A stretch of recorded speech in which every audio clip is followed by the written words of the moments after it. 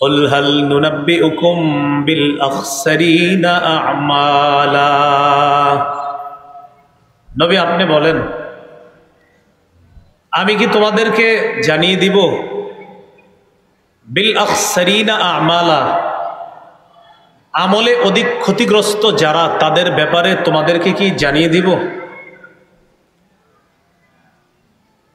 الذين ضل سعيهم في الحياة الدنيا وهم يحسبون أنهم يحسنون صنعا যাদের পৃথিবীতে সব প্রচেষ্টা ব্যর্থ যারা দুনিয়াতে যত চেষ্টা প্রচেষ্টা আছে সব ব্যর্থ হয়ে যাবে দুনিয়াতে তারা অনেক চেষ্টা মুজাহাদা মেহনত করে ওয়াহুম ইয়াহসাবুনা আন্নাহুম ইউহসিনুনা সুনআ তারা মনে করে তারা ভালো কাজ করতেছে আল্লাহ তাআলা বলেন আমি কি তাদের ব্যাপারে বলবো যারা আমলে অধিক ক্ষতিগ্রস্ত তারা ওই সমস্ত মানুষ যাদের দুনিয়ায় যত চেষ্টা আছে সব চেষ্টা ব্যর্থ অথচ তারা মনে করে তারা যা করতেছে সব ভালো কাজ করে এরা কারা উলাইকাল্লাযীনা কাফারু বিআয়াতি রাব্বিহিম ওয়া লিকাইহি ফাহাবিতাত আ'মালুহুম ফালা নুকিমু লাহুম ইয়াওমাল কিয়ামাতি ওয়াজনা এরা ওই সমস্ত মানুষ যারা তাদের রবের আয়াতকে অস্বীকার করেছে ওয়া লিকাইহি রবের সাথে সাক্ষাতের বিষয়টাও তারা অস্বীকার করেছে ফাহাবিতাত আ'মালুহুম পরে তাদের আমল সব নষ্ট হয়ে যাবে ফালা নুকিমু লাহুম ইয়াওমাল কিয়ামাতি ওয়াজনা আল্লাহ বলেন ফলে কিয়ামতের ময়দানে আমি তাদের কোনো আমলের ওজন নির্ধারণ করব না ওজন সাব্যস্ত করব না ওজন নির্ধারণ করব না যালিকা জাযাউহুম জাহান্নাম এই কারণে তাদের প্রতিদান হলো জাহান্নাম বিমা কাফারু তারা কুফরি করার কারণে ওয়াত্তাখাযু আয়াতি ওয়া রুসুলি হুজুয়া আমার আয়াত আর আমার রাসূলদেরকে উপহাসের পাত্র বানিয়েছে তারা এই কারণে তাদের ঠিকানা হলো জাহান্নাম তাহলে এরা আমলে ক্ষতিগ্রস্ত কিছু মানুষ আছে এরা দুনিয়াতে ভালো কাজ করে করার পর মনে করে আমি তো যা করতেছি সব ভালো কাজ আল্লাহ বলেন এদের ধারণা এরা ভালো কাজ করে আসলে তারা তাদের রবের আয়াত রবের সাথে সাক্ষাতের বিষয়টা মূল জায়গাটাই তারা অস্বীকার করে আমাদের উস্তাদ মুহতারাম হযরত আলোচনা করেছেন 5টা বিষয় শিখিয়েছে 1 নাম্বার ছিল আকায়েদ আকীদা তাদের বিশ্বাস সঠিক নাই সঠিক না থাকার কারণে তারা অনেক ভালো কাজ করে করার কারণেও তাদের আমলনামা বরবাদ বিপরীত দিকে আল্লাহ বলেন ইন্নাল্লাযীনা আমানু ওয়া আমিলুস সালিহাত যারা ঈমান আনে নেক কাজ করে কানাত লাহুম জান্নাতুল ফিরদাউসি নুজুলা তাদের জন্য জান্নাতুল ফিরদাউসি নুজুলা মেহমানখানা স্বরূপ জান্নাতুল ফিরদাউস যারা ঈমান আনে নেক কাজ করে এখন এই জায়গায় মূল আলোচনাটা বুঝতে হবে নেক কাজ যারা করে এই নেক কাজ করতে হবে শিরিক মুক্ত নেক কাজ বেদাত মুক্ত নেক কাজ কি নেক কাজ শিরিক মুক্ত নেক কাজ বেদাত মুক্ত নেক কাজ কাজ করলেন আপনি কিন্তু শিরকি কাজ আপনি আবেগে চোখের পানি ছাড়তেছেন কিন্তু কাজটা শিরকি তাহলে আপনার এই ভালো কাজের কোনো মূল্য হলো না চোখের পানিও কিন্তু ফেলতেছেন আপনি এবং অন্যরা বলতেছে এই লোক এত কাঁদতে পারে ওনারে আপনারা বলেন সে শিরিক করে তো শিরিক যে করে তারে তো শিরিক বলতেই হবে শিরিক করে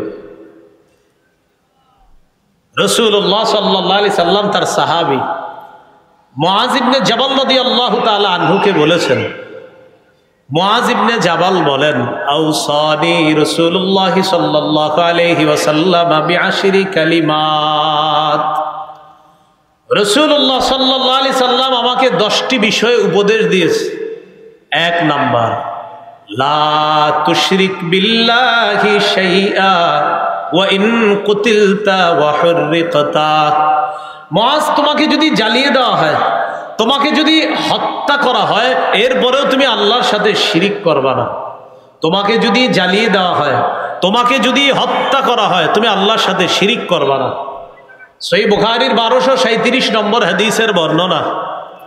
জিবরিল আমিন রাসূলুল্লাহ সাল্লাল্লাহু আলাইহি সাল্লামকে বলেন, বাশশির উম্মাতাকা আন্নাহু মান মাতা মিন উম্মাতিকা ওয়া হুয়া লা ইউশরিকু বিল্লাহি শাইআ দাখালাল জান্নাহ।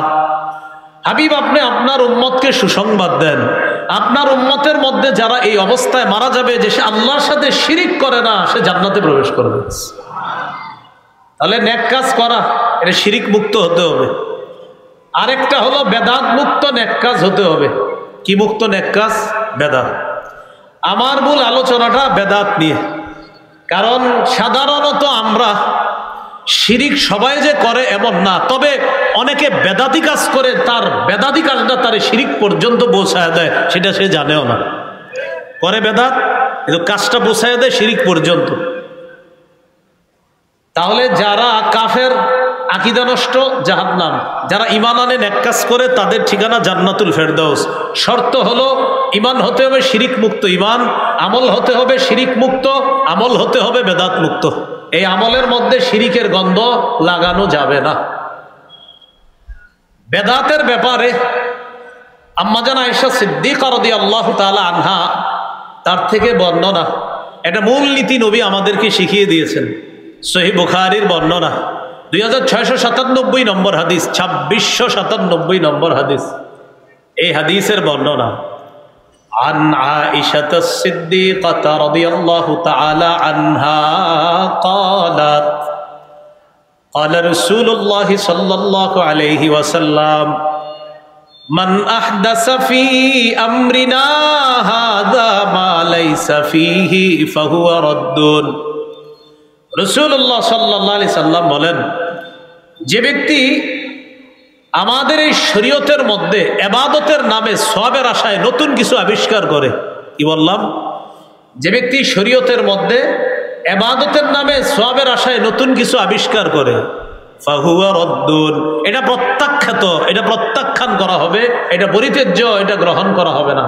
তাহলে শরীয়তের মধ্যে ইবাদতের নামে নতুন কিছু কেউ যদি অনুপ্রবেশ ঘটায়, এটা বেদাত। বলেন, এটা কি? বেদাত।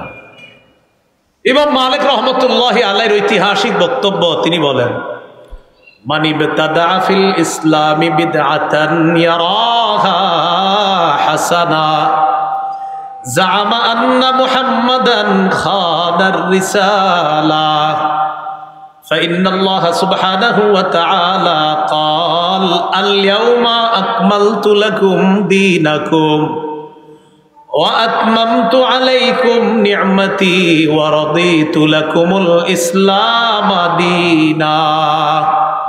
ইমাম মালিক বলেন, কেউ যদি ইসলামের মধ্যে নতুন কোনো বেদাত সৃষ্টি করে, ইয়ারাহা হাসানা, আর এই বেদাতকে সে যদি উত্তম মনে করে, অনেকে বেদাতি কাজ করে আর কইরা বলে কি, নবীর প্রেমে কোনো দলিল লাগে না।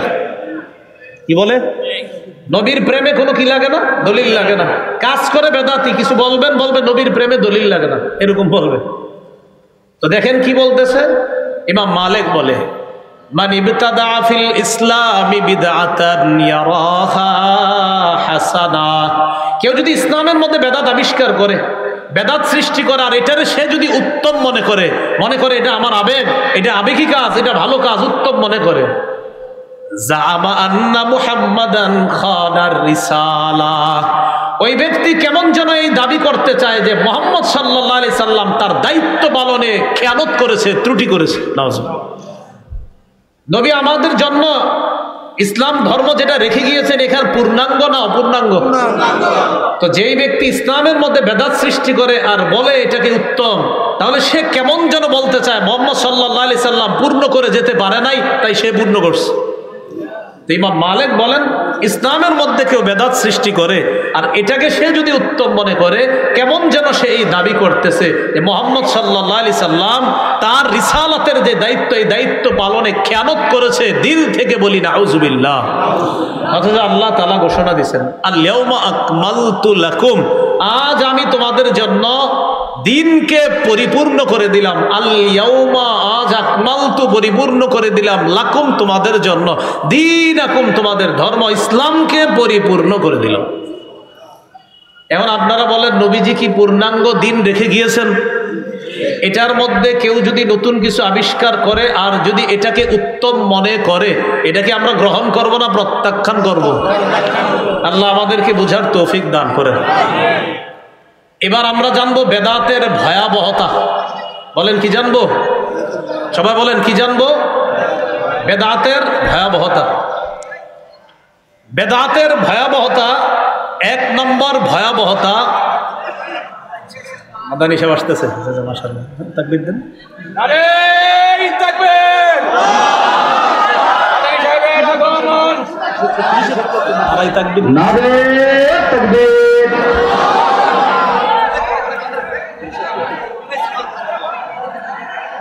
ঠিক আছে ভাই, বসি বসি বসি।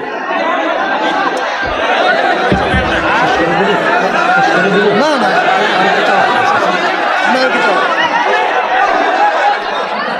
আপনি জানান। আচ্ছা দেখুক, সবাই দেখুক একটু। দেখার তো দেখবি, স্টেজে এসতেছে, দেখবে না। পয়সা দেখবে একসাথে।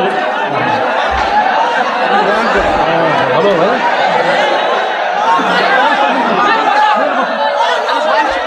এখানে এখানে বসে বসে সবাই দেখবে।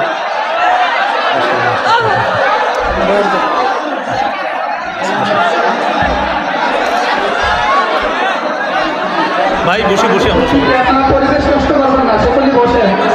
হযরত স্টেজে আসছে, সবাই দেখতে পারবেন বা দেখতেছেন, এজন্য পরিবেশ নষ্ট করবেন না। দেখেন ব্যবস্থা করা যায় কিনা। ভাই আমরা বসে যাই, বসে যাই, সবাই বসে যাই। আমরা না বসলে চলে যাবে কিন্তু, বসে যাই সবাই। আচ্ছা আচ্ছা, সমস্যা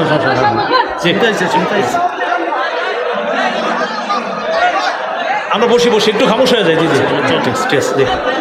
বেদাতের ভয়াবহতা।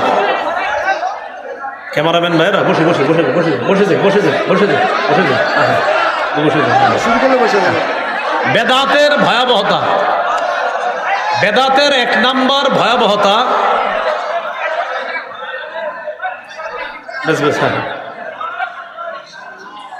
ঠিক আছে, ঠিক আছে, মাশাআল্লাহ। বেদাতের এক নম্বর ভয়াবহতা, যে ব্যক্তি বেদাত করবে, বেদাতি কর্মকাণ্ড করবে, রাসূলুল্লাহ সাল্লাল্লাহু আলাইহি ওয়াসাল্লামের হাউজে কাউসার থেকে সে বঞ্চিত হবে। যে ব্যক্তি বেদাতি কর্মকাণ্ড করবে। সহিহ বুখারীর বর্ণনা 6583 নম্বর হাদিস এবং 6584 নম্বর হাদিস। এই দুই হাদিস মিলিয়ে আমরা হাদিসটা শুনব। ক্বালা রাসূলুল্লাহ সাল্লাল্লাহু আলাইহি ওয়াসাল্লাম আনা ফারাতুকুম আলাল হাউজ। রাসূলুল্লাহ সাল্লাল্লাহু আলাইহি সাল্লাম বলেন, আমি তোমাদের আগে হাউজে কাউসারের সামনে উপস্থিত হব। মান মাররা আলাইয়া শারিবা ওয়া মান শারিবা লাম ইয়াজমা আবাদা। যে ব্যক্তি আমার সামনে দিয়ে অতিক্রম করবে সে কাউসারের পানি পান করবে, আর যে ব্যক্তি কাউসারের পানি পান করবে সে জান্নাতে যাওয়ার আগে আর পিপাসার্ত হবে না। রাসূলুল্লাহ সাল্লাল্লাহু আলাইহি সাল্লাম বলেন, লা ইয়ারিদান্না আলাইয়া আকওয়াম আ'রিফুহুম ওয়া ইয়া'রিফুনানি সুম্মা ইউহালু বাইনি ওয়া বাইনাহুম। এরপর আমার সামনে একদল মানুষ আসবে হাউজে কাউসারের পানি পান করার জন্য। কাউসারের পানি পান করার জন্য যারা আসবে তাদেরকে আমি চিনব, তারাও আমাকে চিনবে। তো দুই দলকে চিনবে। নবী চিনবে এরা আমার উম্মত, আর উম্মতে চিনবে তিনি আমাদের নবী। তো নিয়ম অনুযায়ী কাউসারের পানি পান করাবে নবীজি। নবীজি বলেন, সুম্মা ইউহালু বাইনি ওয়া বাইনাহুম, আমার মাঝে আর তাদের মাঝে প্রতিবন্ধকতা সৃষ্টি করে দেওয়া হবে। নবী বলেন, ফাকুলু ইন্নাহুম মিন্নি। এরপর আমি বলবো, আল্লাহ এরা তো আমার উম্মত। আল্লাহর পক্ষ থেকে জবাব দেওয়া হবে, ইন্নাকা লা তাদরি মা আহদাসু বা'দাক। হাবিব আপনি জানেন না, আপনি দুনিয়া থেকে বিদায় নেওয়ার পর, চলে আসার পর তারা ইসলামের মধ্যে নতুন নতুন কত বেদাত সৃষ্টি করেছে, আবিষ্কার করেছে, এটা আপনি জানেন না। যেই মাত্র বলা হবে যে এরা বেদাতি ছিল, তখন নবী বলবেন সুহকান সুহকান লিমান গায়্যারা বা'দি। আমি দুনিয়া থেকে চলে আসার পর আমার রেখে আসা এই দিনকে যারা পরিবর্তন করেছে, সুহকান, তারা দূর হও, আমার সামনে থেকে দূর হও। যেই নবী উম্মতকে কাউসার পান করাইতে চায়, ওই নবী যখন জানবে এরা বেদাতি, তখন তাদেরকে রাসূল সাল্লাল্লাহু আলাইহি সাল্লাম কাউসারের পানি পান করাবেন না, কারণ এরা বেদাতি। তাহলে বেদাতের এক নাম্বার ভয়াবহতা, যারা বেদাতি কর্মকাণ্ড করবে কাউসারের পানি থেকে তারা বঞ্চিত হবে। আল্লাহ বেদাত থেকে আমাদেরকে হেফাজত করেন। দুই নম্বর ভয়াবহতা, বেদাতি কাজ না ছাড়া পর্যন্ত তওবা নসিব হবে না। এটা একটু বলেন সবাই, বলেন বেদাতি কাজ না ছাড়া পর্যন্ত তওবা নসিব হবে না। বেদাতি কাজ যতক্ষণ না ছাড়বে ততক্ষণ সে তওবা এটা করবেই না, তার তওবা কবুল হবে না, শর্ত বেদাতি কাজ ছাড়তে হবে। দলিল সহিহুত তারগীব নামে হাদিসের একটা কিতাব আছে, এই কিতাবের 54 নম্বর হাদিস। এই হাদিসে আছে قال رسول الله صلى الله عليه وسلم إن الله حجب التوبة عن كل صاحب بدعة حتى يدع بدعته। রাসূলুল্লাহ সাল্লাল্লাহু আলাইহি সাল্লাম বলেন, নিশ্চয় আল্লাহ তাআলা প্রত্যেক বেদাতি তার বেদাতি কর্মকাণ্ড না ছাড়া পর্যন্ত তার তওবা আল্লাহ কবুল করবে না, যতক্ষণ সে বেদাতি কাজ না ছাড়বে। কোন ব্যক্তি বেদাতি কাজ করেন আর বলতেছেন আল্লাহ মাফ করো মাফ করো মাফ করো, আল্লাহ মাফ করবে না বেদাতি কাজ না ছাড়া পর্যন্ত, আগে ছাড়তে হবে। এ হলো বেদাতের 2 নাম্বার ভয়াবহতা। বেদাতের 3 নাম্বার ভয়াবহতা, যে ব্যক্তি বেদাতি কাজ করবে আর যে ব্যক্তি কোনো বেদাতিকে আশ্রয় দিবে। এই জায়গাটা মন দিয়ে শোনেন, যেই ব্যক্তি কোনো বেদাতি কর্মকাণ্ড করবে অথবা কোনো বেদাতিকে আশ্রয় দিবে, উভয়ের উপর আল্লাহর অভিশাপ, ফেরেশতাদের অভিশাপ, দুনিয়ার সকল মানুষের অভিশাপ। সহিহ বুখারীর বর্ণনা 3172 নম্বর হাদিস। এই হাদিসের মধ্যে আছে قال رسول الله صلى الله عليه وسلم من أحدث فيها حدثا أو آوى محدثا فعليه لعنة الله والملائكة والناس أجمعين। যে ব্যক্তি বেদাতি কাজ করলো আর যে ব্যক্তি কোনো বেদাতিকে আশ্রয় দিল, একটা হলো বেদাতি কাজ নিজে করলেন, আরেকটা কোনো বেদাতিকে খানকা বানানোর সুযোগ করে দিলেন। এক বেদাতির জন্য আপনি জমিন ছেড়ে দিচ্ছেন নিজের, হযরত আপনি এখানে খানকা বানান, খানকা বানায় বেদাত সাপ্লাই দেন। এক তো হলো নিজে বেদাত করে, আরেক হলো কোনো বেদাতিকে আশ্রয় দেয়। উভয় শ্রেণীর উপর আল্লাহর অভিশাপ, ফেরেশতাদের অভিশাপ, সকল মানুষের অভিশাপ। এ হলো বেদাতের 3 নাম্বার ভয়াবহতা। বেদাতের 4 নম্বর ভয়াবহতা, বেদাতের কারণে সুন্নত উঠে যায়। একটা বেদাত করবেন, একটা সুন্নত উঠে যাবে। ভাই, এটা খুব গুরুত্বপূর্ণ কথা। একটা বেদাত করবেন, এই এলাকার একটা সুন্নত উঠে যাবে। বেদাতের এ হলো আপনার 4 নম্বর ভয়াবহতা। ইবনে মাজাহ 2865 নম্বর হাদিস, 2865। এই হাদিসের মধ্যে আসছে রাসূলুল্লাহ সাল্লাল্লাহু আলাইহি সাল্লাম বলেন, ইন্নাহু সায়ালি আমরাকুম বাদি রিজালুন, তোমাদের পরে আমি দুনিয়া থেকে বিদায় নেওয়ার পর তোমাদের ইসলামের দ্বীনের দায়িত্ব নিবে এমন কিছু মানুষ। আমি নবী বিদায় নেওয়ার পর তোমাদের ইসলাম ধর্মের দায়িত্বশীল হবে এমন কিছু মানুষ। বুঝাইবে, হ্যাঁ ইসলাম ধর্মের অনেক কিছু, এরকম বুঝাবে। এমন মানুষ দায়িত্ব নিবে যেই মানুষগুলা কি করবে, ইউতফিউনাস সুন্নাহ, সুন্নাহকে মিটাইয়া দিবে। কি করবে? সুন্নাহকে মিটাইয়া দিবে। ওয়ায়ুহদিসুনা বিদআতান, বেদাত আবিষ্কার করবে। 3 নাম্বার, ওয়ায়ুআখিরুনাস সালাতা আন মাওয়াকিতিহা, নির্ধারিত সময়ে নামাজ না পড়ে দেরি করে সূর্য ডুবে ডুবে অবস্থায় গিয়ে নামাজ পড়বে। কথার কথা, নির্ধারিত সময়ে নামাজ না পড়ে সময় একদম শেষ, তখন গিয়ে কোনো মতে আল্লাহু আকবার, ব্যাস নামাজ পড়বে।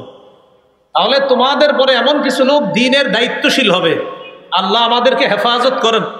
যারা আমরা আলোচনা করি, বিশেষ করে দেখেন আমাদের আলোচনা করার ফাঁকে যাইতে আসতে নামাজ থাকে, তো সাবধানতা অবলম্বন করা দরকার, যেন এমন না হয় যে আমি দিনের এই দায়িত্ব পালন করতে গিয়ে আল্লাহর আমি কোনো বিধানকে ইচ্ছা করে আমি দেরি করতেছি, এটা যেন না হয়। তো নবীজি বলেন, তোমাদের ধর্মীয় দায়িত্ব নিবে এমন কিছু মানুষ, ইউতফিউনা সুন্নাহ, সুন্নাহকে মিটাইয়া দিবে। 2 নাম্বার ওয়ায়ুহদিসুনা বিদআ, সুন্নাহ মিটাবে আর একটা বেদাত সৃষ্টি করবে। আর ওয়ায়ুআখিরুনা সলাতা আন মাওয়াকিতিহা, ওই দিনের দায়িত্বশীল নামাজ না পড়ে কোনো মতে শেষ টাইমে গিয়ে কোনোভাবে নামাজ পড়বে। এই কথা নবীজি বলার পর আব্দুল্লাহ ইবনে মাসউদ রাদিয়াল্লাহু তাআলা আনহু বললেন, হুজুর কাইফা বি ইন আদরাকতুহুম, এদেরকে যদি আমি পাই তাহলে কি করব? নবীর সাহাবী আব্দুল্লাহ ইবনে মাসউদ বললেন, হুজুর এই জাতীয় মানুষ যদি আমি পাই তাহলে কি করব?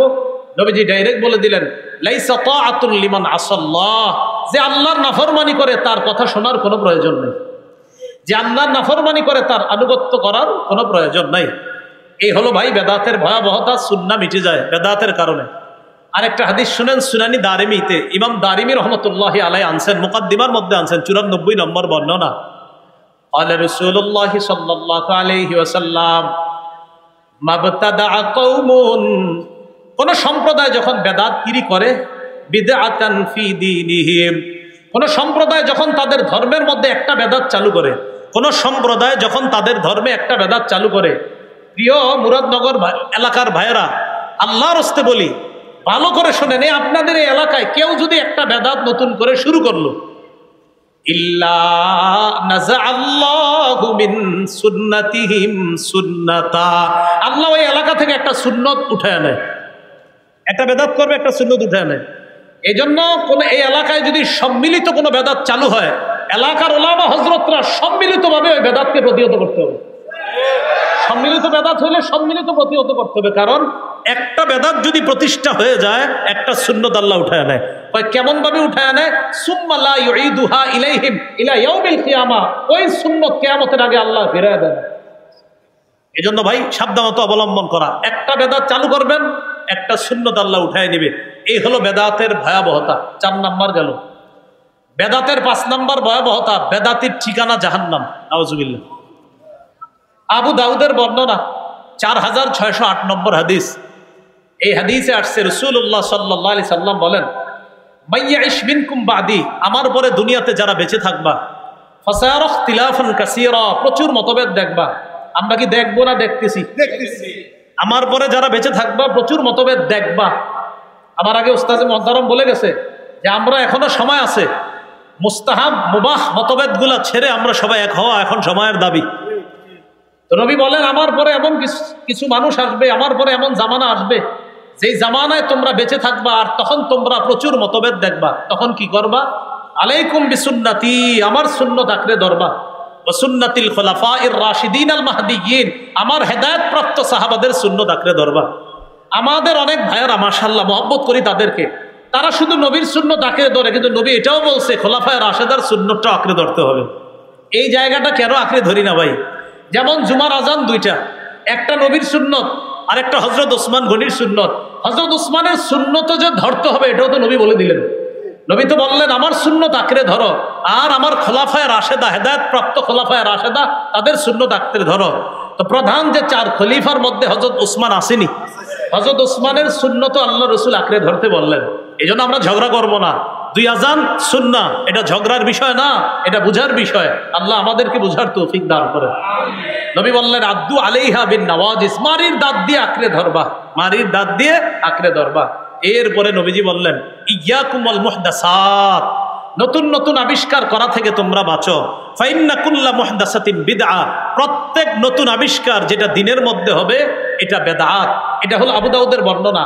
নাসাইর বর্ণনায় আছে, ওয়া কুল্লা মুহদাসাতিন বিদআ ওয়া কুল্লা বিদআতিন দালালা, প্রত্যেক নতুন আবিষ্কার বেদাত, আর প্রত্যেক বেদাতের ঠিকানা হলো জাহান্নাম। বলি নাউজুবিল্লাহ। কুল্লা মুহদাসাতিন বিদআ ওয়া কুল্লা বিদআতিন দালালা ওয়া কুল্লা দালালাতিন ফিন্নার। নাসাইতে যদি ইন্না ছাড়া পড়েন তাহলে কুল্লু মুহদাসাতিন বিদআ ওয়া কুল্লু বিদআতিন দালালা ওয়া কুল্লু দালালাতিন ফিন্নার। আল হুরফুল মুশাব্বাহা বিল ফিল যদি আনা হয় আবু দাউদেরটা ইন্না, তাহলে হবে আপনার সবগুলা জবর, না আনা হলে হবে পেশ। তো কুল্লু বিদআতিন দালালা, প্রত্যেক বেদাত পথভ্রষ্টতা, অকুল্লু দালালাতিন ফিন্নার, প্রত্যেক পথভ্রষ্টতার ঠিকানা হলো জাহান্নাম। অর্থাৎ দেখেন, পথভ্রষ্টতার ঠিকানা জাহান্নাম। পথভ্রষ্টকে যে বেদাতি, বেদাতিকে দিনের মধ্যে যে নতুন আবিষ্কার করছে, যে নতুন কিছু আবিষ্কার করলো সে কি বেদাতি, বেদাতি কি পথভ্রষ্ট, পথভ্রষ্ট ঠিকানা কোথায়? জাহান্নাম। আল্লাহ আমাদেরকে হেফাজত করেন। এইগুলো কুল হাল নুনাব্বিউকুম বিল আখসারিনা আমালার উপর আলোচনা, ওই সূরা কাহফের 103 নম্বর 104 নম্বর যে আয়াতগুলো বললাম। এবার আসি, কবর কেন্দ্রিক কিছু বেদাত করে আমাদের অনেক মুসলমানরা। কি কেন্দ্রিক? এই কবর কেন্দ্রিক বেদাত শিরিক পর্যন্ত পৌঁছায় দেয়। আমাদের রফিকুল ইসলাম মাদানী অনেক দূরে যাবে, কিন্তু নেত্রকোনা যাবে, আবার মন দেখে বলতেছেন তো না, আসলে এটা অনেক সময় কি হয়, এটা তো আমাদেরও বুঝতে হবে, অনেক দূর থেকে আসে। কবর কেন্দ্রিক কিছু বেদাত করে, এই বেদাত শিরিক পর্যন্ত পৌঁছায় দেয়। এটা একটু মন দিয়ে শুনবো আমরা। কবর কেন্দ্রিক বেদাত, রাসূলুল্লাহ সাল্লাল্লাহু আলাইহি সাল্লামের একটা হাদিস আগে ভূমিকা স্বরূপ শুনি, এরপর আলোচনায় যাই। আবু দাউদের 4607 নম্বর হাদিস। এই হাদিসের মধ্যে নবীজি বলেন, হালাকাল মুতানাত্তিউন, হালাকাল মুতানাত্তিউন, হালাকাল মুতানাত্তিউন, তিনবার বলছে। সীমালঙ্ঘনকারীরা ধ্বংস হোক, বাড়াবাড়িকারীরা ধ্বংস হোক, বাড়াবাড়িকারীরা ধ্বংস হোক, এটা নবীজি বললেন। এবার দেখেন কবর কেন্দ্রিক বাড়াবাড়ি কি হয়। কবর কেন্দ্রিক বাড়াবাড়িগুলো এমন পর্যায়ে পৌঁছে, ভালো মানুষদেরকে আমরা কবর কেন্দ্রিক বাড়াবাড়ি করি, ভালো মানুষদেরকে কেন্দ্র করে। শাহজালাল রহমতুল্লাহ আলাইহি এদেশে ইসলামের দাওয়াত দিচ্ছে, ওনার কবরকে কেন্দ্র করে বাড়াবাড়ি করে অনেকে, সেটা শিরিক পর্যন্ত যদি পৌঁছে যায়, ওই শিরিক হারাম। এই বেদাতকে আমরা কোনো মুসলমান প্রশ্রয় দিতে পারে না। শাহজালাল রহমতুল্লাহ আলাইহি তিনিও যদি, আল্লাহ যদি তারে আইনা এই কর্মকাণ্ড দেখাইতেন, তো তার ওই আবেগী ভক্তদেরকে সর্বপ্রথম লাঠি পিটা করে সেখান থেকে বের করতেন। কারণ তিনি ইসলামের দাওয়াত নিয়ে আসছে এদের। তার কবরকে, কবর এটা আমরা অবশ্যই বলি কবর জিয়ারত করতে হবে, মাজার জিয়ারত করবো, কোনো সমস্যা নেই, কিন্তু কবরকে কেন্দ্র করে কোনো বেদাত এটা আমরা করব না। যারা করবে তাদেরকে আমরা প্রশ্রয় দিব না, দিতে পারি না। এই জন্য জানেন, আমাদেরকে অনেকে ভুল বুঝে, কি কয় জানেন, এরা আল্লাহ অলির বিরোধী, এরা মাজার বিরোধী। বিষয়টা এমন না, আমরা কোনো আল্লাহর অলির বিরোধী না, আমরা কবর জিয়ারতের বিরোধী না, আমরা মাজার জিয়ারতের বিরোধী না, আমরা বিরোধী বেদাতের। আল্লাহ বুঝার তৌফিক দান করেন। সহিহ বুখারীর বর্ণনা 427 নম্বর হাদিস। নবীজির 3 বিবি, দেখেন মজার ব্যাপার, এই হাদিসের 3 বিবির কথা।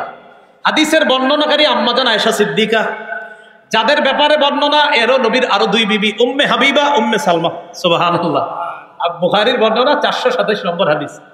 আম্মাজান আয়েশা সিদ্দিকা বলেন, আন্না উম্মে হাবিবা ওয়া উম্মে সালামা, উম্মে হাবিবা এবং উম্মে সালামা, তারা দুইজন, এরা কি করছে, এই দুইজন জাকারাতা কানিসাতান, এই দুইজন একটা গির্জার কথা উল্লেখ করেছে।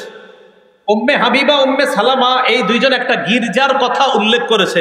একটা গির্জা তারা দেখছে। এই গির্জাটা কি, কোথায়? বিল হাবাসা, হাবশায়। একটা গির্জা হাবশায়। আচ্ছা ভালো কথা, তো এখানে গির্জা হাবশায়, তো সমস্যা কি? তো তারা গির্জায় যে হাবশায় যে গির্জা দেখছে, দেখার পর দেখছে ফিহা তাসাবির, ওই গির্জার মধ্যে অনেক ছবি, অনেক মূর্তি। হাবশায় একটা গির্জা দেখছে, গির্জার মধ্যে ছবি, মূর্তি। ফাযাকারাতা লিন-নবী সাল্লাল্লাহু আলাইহি সাল্লাম, ব্যাপারটা আল্লাহ রাসূলকে জানাইলেন, হুজুর হাবশায় একটা গির্জা দেখলাম, গির্জার মধ্যে কিছু ছবি দেখলাম, ভালো মানুষের ছবি, ঘটনা কি? নবীজি বললেন, শোনো, ইন্না উলাইকা ইযা কানা ফীহিমুর রাজুলুস সালিহু ফামাতা বানাউ আলা কবরিহি মাসজিদা। অতীত জামানার মানুষের নিয়ম ছিল, এই তাদের মধ্যে কোনো ভালো মানুষ যদি মারা যায়, ওই ভালো মানুষ মারা যাওয়ার পর তারা ওই ভালো মানুষের কবরের উপর একটা সেজদার স্থান বানাইতো, বলি নাউজুবিল্লাহ। বানানোর পর অসব্বরু ফীহি তিলকা সুয়ার, বানানোর পর ওই ভালো মানুষদের কিছু ছবি, কিছু মূর্তি, ওই সেজদার স্থান যেখানে মসজিদ বানাইতো, যেখানে, এটার ভিতরে স্থাপন করতো। নিচে শোয়া কারা? বুজুর্গরা, উপরে তাদের ছবি। নিচে কবর হলো বুজুর্গদের, ভালো মানুষদের, উপরে আবার তাদের ছবি। এগুলো মসজিদে লাগাই রাখতো, মূর্তি বানায় মসজিদে স্থাপন করে রাখতো। রাসূলুল্লাহ সাল্লাল্লাহু আলাইহি সাল্লাম বলেন, উলাইকা শিরারুল খালকি ইনদাল্লাহি ইয়াউমাল কিয়ামা, তারা হলো কিয়ামতের ময়দানে সৃষ্টির সবচেয়ে নিকৃষ্ট হবে বলি নাউজুবিল্লাহ। তাহলে আমি আবার বলছি, নবী বলেন যারা ভালো মানুষকে কেন্দ্র করে তাদের কবর বানায়, ওই ভালো মানুষের কবর বানানো দূষণীয় না, অন্যায় না। কবর বানানোর পর সেটার উপর যদি কোনো মসজিদ বানায় আর ওই মসজিদের মধ্যে মূর্তি, ছবি ইত্যাদি স্থাপন করে, আল্লাহ রসুল বলেন এরা কিয়ামতের ময়দানে সবচাইতে নিকৃষ্ট সৃষ্টি হবে নাউজুবিল্লাহ। তাহলে এই জানলাম ভালো মানুষকে কেন্দ্র করে কবর বানানো কোনো সমস্যা না, তার কবর জিয়ারত করা সমস্যা না, কিন্তু ওই ভালো মানুষের কবরকে কেন্দ্র করে কোনো ধরনের উল্টা পাল্টা কর্মকাণ্ড করা যাবে না, করতে দিব না। যারা করবে মুখে প্রতিবাদ করব, করতেই থাকবো। আমাদেরকে ওয়াহাবি বা যাই বলা হোক না কেন, বেদাতের বিরোধিতা করছি, করব, করতেই থাকবো। বেদাত তো বেদাত। এইগুলো আপনার কবর কেন্দ্র করে একটা বর্ণনা। আর একটা বর্ণনা মুসনাদে আহমদের বর্ণনা। আব্দুল্লাহ ইবনে মাসউদ রাদিয়াল্লাহু তাআলা আনহু বলেন, সামি'তু রাসূলুল্লাহি সাল্লাল্লাহু আলাইহি ওয়াসাল্লাম ইয়াকুল, ইন্না মিন শাররিন নাস মান তুদরিকুহুমুস সাআ ওয়া হুম আহইয়া ওয়াল্লাযীনা ইয়াত্তাখিযুনাল কুবুরা মাসাজিদা। আব্দুল্লাহ ইবনে মাসউদ রাদিয়াল্লাহু তাআলা আনহু বলেন, আমি রাসূলুল্লাহ সাল্লাল্লাহু আলাইহি সাল্লামকে বলতে শুনেছি, রাসূলুল্লাহ সাল্লাল্লাহু আলাইহি সাল্লাম বলেন, নিশ্চয় মানুষের মধ্যে সবচাইতে নিকৃষ্ট মানুষ হলো তারা যারা জীবিত থাকা অবস্থায় কিয়ামত আসবে। তারা হবে সবচেয়ে নিকৃষ্ট যারা জীবিত থাকা অবস্থায় কিয়ামতটা আসবে, তারা সবচেয়ে নিকৃষ্ট। আর কারা? ওয়াল্লাযীনা ইয়াত্তাখিযুনাল কুবুরা মাসাজিদা, আর যারা কবরকে সেজদার স্থান বানায় তারা হবে সবচেয়ে নিকৃষ্ট। তাহলে নবী কয় শ্রেণীর সবচেয়ে নিকৃষ্ট বললো? দুই শ্রেণী। এক, যারা জীবিত থাকতে কিয়ামত তাদের কাছে আসবে। আরেক হলো যারা কবরকে মসজিদ বানায়, কবরকে সেজদার স্থান বানায়, তারা সবচেয়ে নিকৃষ্ট। আল্লাহ আমাদেরকে হেফাজত করেন। সহিহ বুখারীর 435 নম্বর হাদিস। এই হাদিসটি মন দিয়ে শুনি। নবী ইন্তেকাল করার সময়, লাম্মা নুজিলা বিরাসূলিল্লাহি সাল্লাল্লাহু আলাইহি ওয়াসাল্লাম, আল্লাহ নবী যখন ইন্তেকাল করবে মুমূর্ষু অবস্থা, কানা ইয়াতরাহু খামিসাতান আলা ওয়াজহিহি, নবী তার মুখের উপর একটা কাপড় দিস। ইন্তেকালের সময় মুখের উপর একটা কাপড় দিস। খামিসাতান আলা ওয়াজহিহি, মুখের উপর একটা কাপড়, নবীজি এই মুখের উপর একটা কাপড় দিস। ইন্তেকাল করবে ওই সময় মুখে একটা কাপড় দিছে। ভাই খুব মন দিয়ে জায়গাটা। ফাইদা তাম্মা, নবীজি যখন মুমূর্ষু অবস্থা, কঠিন শ্বাস যায় যায়, প্রাণটা বের হবে হবে নবীর, ওই মুহূর্তে কাশাফাহা আন ওয়াজহিহি, কাপড়টা চেহারা থেকে সরাইস। চেহারা মুবারকের উপর কাপড়টা দিস। নবীজির প্রাণ যাবে যাবে ওই মুহূর্তে চেহারা মুবারক থেকে কাপড়টা সরিয়েছে। সরানোর পর রাসূলুল্লাহ সাল্লাল্লাহু আলাইহি সাল্লাম বললেন, লা'নাতুল্লাহি আলাল ইয়াহুদি ওয়ান নাসারা, ইহুদিদের উপর অভিশাপ, খ্রিস্টানদের উপর আল্লাহর অভিশাপ, ইহুদিদের উপর আল্লাহর অভিশাপ। কয় কেন?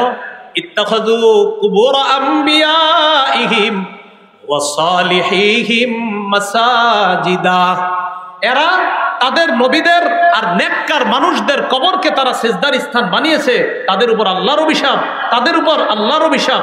ইহুদিরা তাদের নবীদের কবরকে সিজদার স্থান বানিয়েছে, খ্রিস্টানরা তাদের নবীদের কবরকে সিজদার স্থান বানিয়েছে, ভালো মানুষদের কবরকে সিজদার স্থান বানিয়েছে, তাদের উপর আল্লাহর অভিশাপ।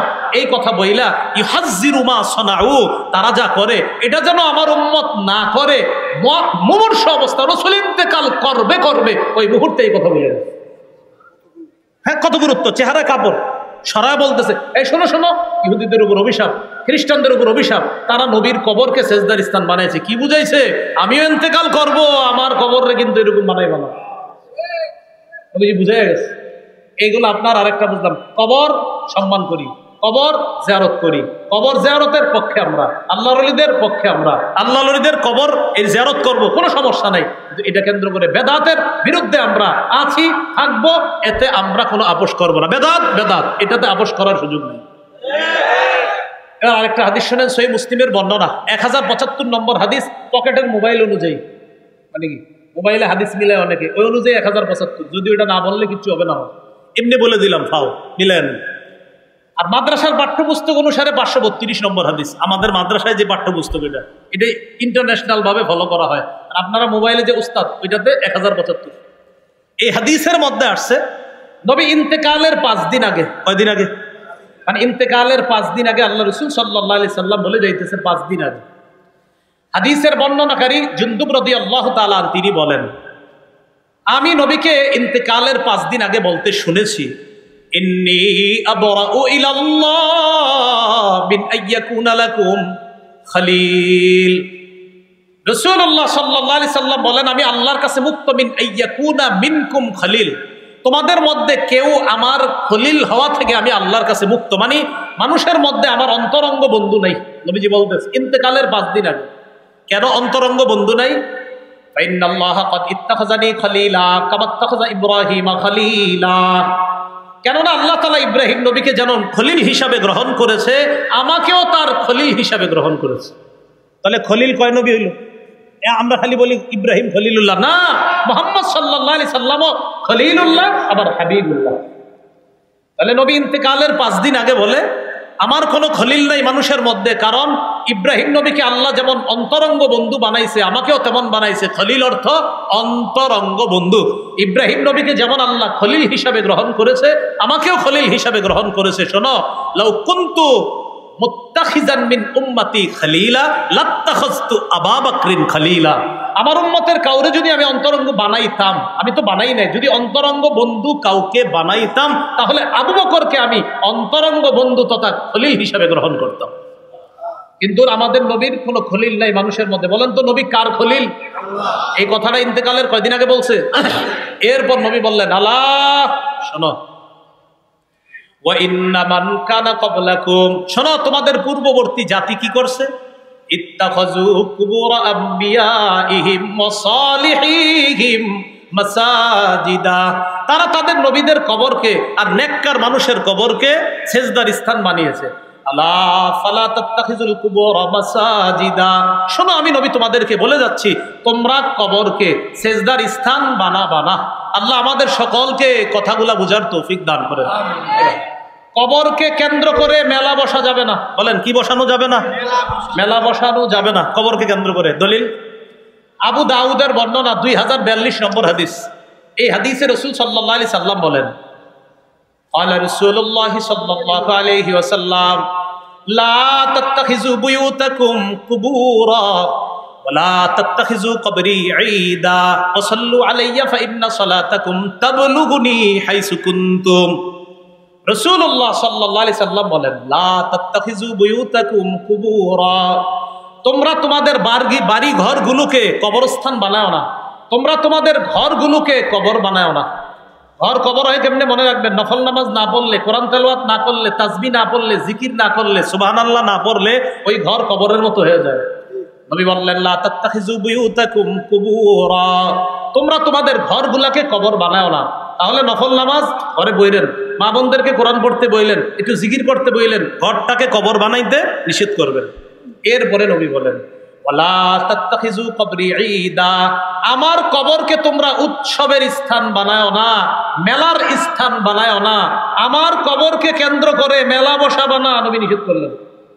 আমাদের এই দেশে লম্বা সময় ব্যাপী মেলা হয়, লম্বা সময় কবরকে কেন্দ্র করে। নবী বললেন, ভাই একটু বোঝার চেষ্টা করেন, কথাটা এইভাবে নিয়েন না। আরে হ্যাঁ কইলে হইব নাকি, আমি আমারটা করবো। আল্লাহর এরকম মানসিকতায় কথা শুনেন না। এই মানসিকতায় শোনেন, রাসূল বলছে, লা তাত্তাখিযু কবরি ঈদা, আমার কবরকে উৎসবের স্থান বানাও না, মেলার স্থান বানাও না, আমার কবরকে কেন্দ্র করে। পৃথিবীর শ্রেষ্ঠ যিনি, এই জগতেও ওই জগতেও সব জগতে যিনি আল্লাহর পরে শ্রেষ্ঠ, তিনি বলছেন, আমার স্থানকে কেন্দ্র করে মেলা বসাও না। অতএব অন্য কোনো আল্লাহর ওলির কবরকে কেন্দ্র করে মেলা আমরা বসাইতে পারি না, ওই মেলায় যাইতে পারি না। যারা মেলার আয়োজন করে তাদেরকে সমর্থন করতে পারি না। এটা প্রতিবাদ করতে হবে, এটা বুঝান। আপনার এই এলাকার অনেক মানুষও যায়, বিভিন্ন ভাবে যায়, খোঁজ নিয়েন, এদেরকে বুঝান, যাওয়া যাবে না। তাহলে কবরকে কেন্দ্র করে মেলা বসানো বলেন কি নিষেধ? বলেন কবরকে কেন্দ্র করে মেলা বসানো কি নিষেধ? এই মেলা বসানো যাবে না।